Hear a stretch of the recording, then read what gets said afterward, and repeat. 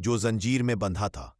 कुत्ते के चेहरे और आंखों को देखते ही अहमद का दिल तेज धड़कने लगा। वो भागकर करीब गया। शेरो, अहमद ने कांपती आवाज में कहा। कुत्ते ने कान खड़े करके अहमद की तरफ देखा। अगले ही लम्हे वो जंजीर तोड़ने की कोशिश करते हुए जोर जोर से भौंकने लगा, दम हिलाने लगा और आंखों से आंसू बहने लगे। शेरो ही था। सालों बाद भी उसने अहमद को पहचान लिया था। अहमद ने आंसू भरी आंखों से शेरो को गले लगा लिया।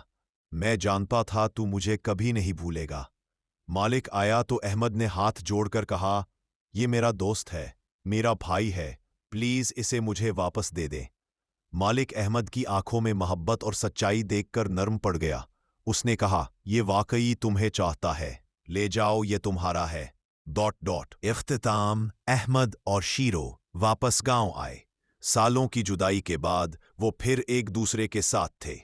अब अहमद बड़ा हो चुका था और शीरो बूढ़ा, मगर मोहब्बत वैसी ही थी और भी गहरी हो गई थी। गांव के लोग ये मंजर देखकर हैरान रह गए।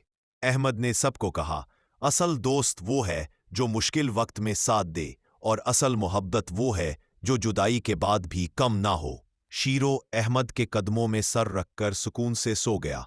अहमद के चेहरे पर आंसू थे, मगर दिल में खुशी कि उसने अपना साथी दोबारा पा लिया।